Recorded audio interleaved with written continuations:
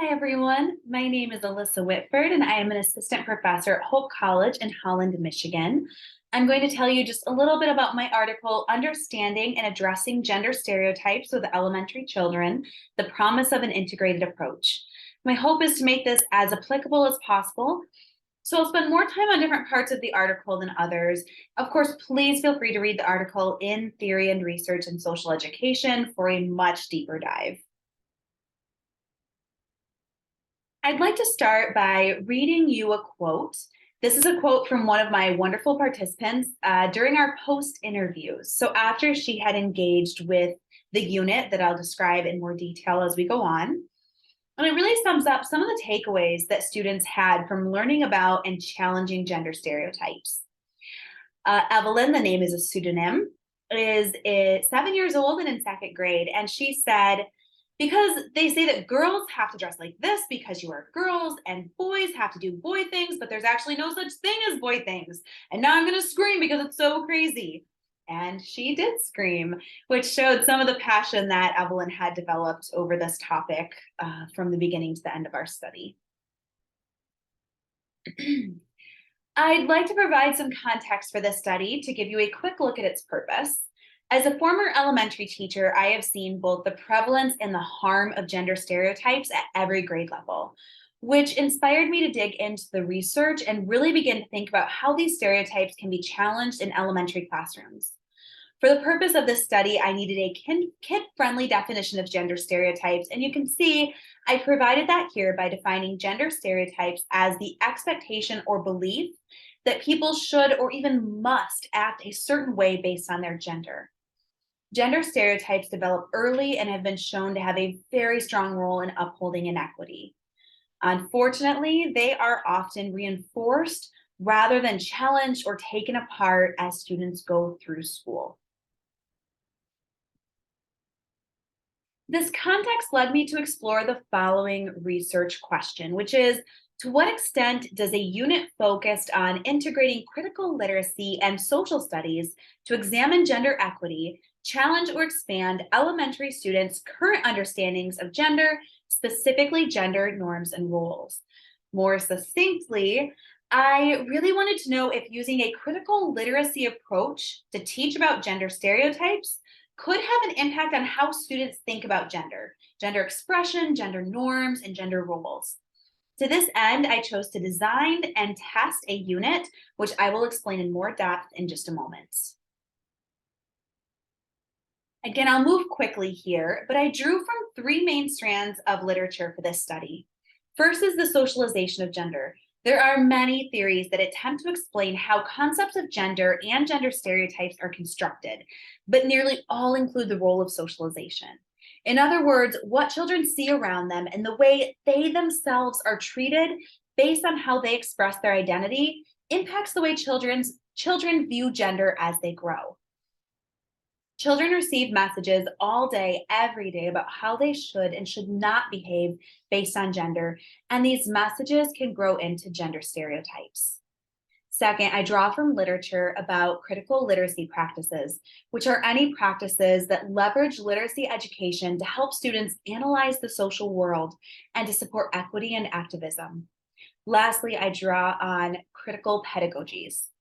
The theory of critical pedagogies sees education as active and justice focused, and especially highlights the importance of awareness.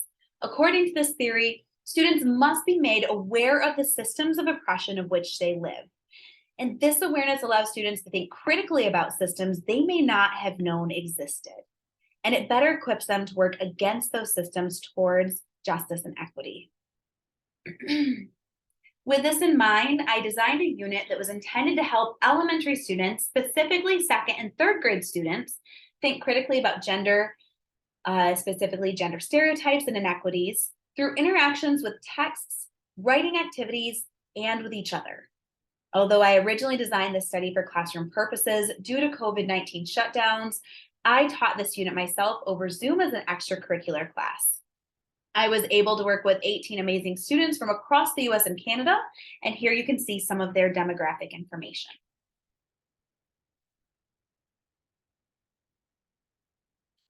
I used four main types of data for this study. Both before and after I taught the unit, I interviewed students with a mix of open-ended questions and activity-based questions that were intended to allow me to learn a little bit more about how they thought about gender. I also collected all student work, which included individual writing and collaborative projects. I recorded and transcribed class discussions, and I provided I provided parents a survey with open-ended questions that asked whether and how students used their new understandings outside of our class time together. The actual unit itself lasted 3 weeks. In week one, we defined and explored the concept of gender stereotypes. We did this by using interactive read alouds and by restorying or rewriting the fairy tale of Snow White to include elements that challenge traditional conceptions of gender. In week two, we explored explicit or what we called on top stereotypes and implicit or deep down stereotypes. Those on top stereotypes are the stereotypes that we are aware of and we know exist. Those more implicit or deep down stereotypes are the biases that you may not even know you have, and we explored these together. Again, we used an interactive read aloud and an activity where students created their own story and then examined their own thinking behind how they created their characters, settings, and plots. They then restoried or rewrote their story while changing elements to challenge their own implicit thinking about gender. In week three, we defined gender-based inequity and talked about how students can take action toward equity. We again used an interactive read aloud, and the students collaborated on a student-led action-based project. Although you may already be familiar with the activities that we leaned on very heavily in this study, I'll give a quick explanation of each. Interactive read alouds are widely used in elementary classroom, which just makes them a really excellent and accessible way to drive social studies content in elementary classes. These can be defined as any read aloud that incorporates purposeful interaction between teachers and students. Specifically, the interactive read alouds in our study had an objective based on the essential question of each week. And I developed questions that I asked before, during, and after the text to help students really consider those essential questions as deeply as possible. Restorying is a fantastic writing activity that asks you to break down and then reconstruct a narrative or a story by choosing one element, whether it be the character, the setting, or the plot, to change and to make your own. These are the books that we used for each week in our interactive read alouds. In week one, we read Pink is for Boys to think about what gender stereotypes are. In week two, we used I Love My Purse to really dive into implicit and explicit stereotypes. And we ended in week three by reading Miss Mary Reporting to talk about gender-based oppression and discrimination. I know this is a lot of information that may be not fully ready for you to take and implement to your classroom just based off of the quick description I've given you. So of course, I do encourage you to check out the article for just a much more detailed and possibly usable description of the unit itself. However, I do want to jump into my findings. There were three main findings of this study, and I will take you through them quickly one at a time. First, the unit appeared to help students become increasingly able to identify and challenge stereotypes, both within their reading and writing activities, but also outside of our class time in more realistic settings. Throughout the course of the unit, students became increasingly able to identify and challenge gender stereotypes in texts, which I'll show you here. During pre-interviews, students showed very little awareness of stereotypes. However, in post-interviews, the 18 students correctly and directly identified stereotypes in the text we were reading 27 times. In this text, the main character is discriminated against for breaking traditional gender norms in terms of appearance and attire. And here are a few of the reactions they had in post-interviews while reading this book. One child said, I was sad because at first there were a lot of stereotypes. and they wouldn't let him wear that dress. But then happy because Eli and the other guy realized that stereotypes are wrong. Another child said, it actually surprised me that they had a gender stereotype against them. And then they're like, why? Why did we even do that? It actually surprised me about that because stereotypes are wrong.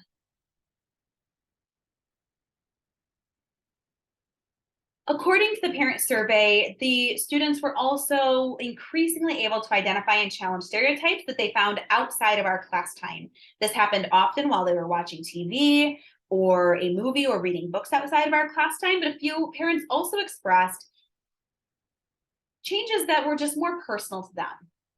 This first quote on top was given by a parent who had confided in me that before the study, her child had told her that he really loved the color pink, but he wanted her to keep that a secret because pink was not a color that was okay for him to like as a boy. At the end, she said, I can see changes in him. He told me that boys could wear necklaces, and it's not a rule necklaces are for girls only. He made himself a Lego Dragonstone necklace. And she went on to share that it made her really happy to see him starting to choose interests that interested him simply because of who he was, rather than how he felt that he should be. Another child shared, once before, my brother wore a dress, and my sister set a stereotype that boys can't wear dresses, but now she understands. And it's important to note here that her sister was also a participant in the study. All right, students also became increasingly likely to write about characters who are more complex and counter-stereotypical. Students were asked to write stories in both the pre-interviews, during class for each week, and then again in the post-interviews. Using the BEM sex role inventory, which categorizes different traits as being traditionally or stereotypically masculine, feminine, or neutral, I found that students became increasingly likely to show characters in their stories that were more complex and had a more of a mix of traditionally masculine, feminine, or neutral characteristics than in pre-interviews, and to specifically design characters often that were counter-stereotypical in terms of their characteristics, in terms of their attire and appearance, and also in terms of their interests, career goals, or hobbies. However, I also discovered that while students were overall more likely to challenge stereotypes, stereotypes around masculinity appear to be very deeply entrenched and less easily moved. When writing, students were less likely to challenge gender stereotypes in characters that they identified as boys or men. They were more likely to create more complex characters by giving their male characters gender neutral characteristics, but not necessarily stereotypically feminine characteristics. While characters that they identified as being girls or women were likely to have a pretty even mix of stereotypically masculine, neutral, and feminine characteristics. So it's more complexity there. Female participants or participants that identified as girls or women in the study were more likely slightly to challenge stereotypes in their writing than the participants in the study who identified as boys or men. This was a slight difference and maybe not as significant as the fact that they were less likely to challenge gender stereotypes in their male characters, but it was significant enough to draw the conclusion that ideas around masculinity may be so deeply rooted in society that they have had more of an impact or developed stronger stereotypes that just might be harder for students to challenge or complicate as they grow older and engage in these activities. So there are a few implications from this study. The first is the importance of dismantling gender stereotypes in classrooms. The students universally were passionate and excited about learning ways that they could identify, challenge, and take action against stereotypical or limiting views of gender. This was something that seemed to be a passion for them. It was something they were excited about, and it also seemed to really affirm some of their identities and help them also create a more affirming environment for those around them. So this just shows that this is a really important thing to have happening in elementary classrooms. The second implication is that we can do this through social interaction, specifically using critical literacy integrated into those social studies lessons about the social world. So social interaction through critical literacy appears to be a promising or effective method to begin this work.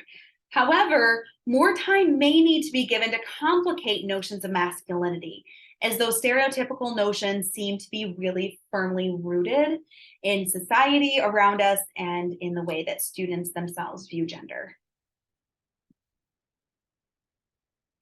I've highlighted a few classroom applications here that I hope will be helpful for anyone who wants to pick up this work and try it in their own classrooms. And I begin by saying that it is helpful to explicitly name, define, and teach stereotypes. If you remember back to the beginning when we talked about the importance of awareness, creating an awareness of these stereotypes appeared to make students more likely to see them, and rather than taking them and running with them or seeing them as normal, the students were able to back up a step and think, wait, I can challenge this. Research has shown many times over, and this study really reaffirmed the fact that using counter-stereotypical texts or texts that show characters challenging that really stereotypical notion of gender is a really important method for helping them perceive gender in a less limited way.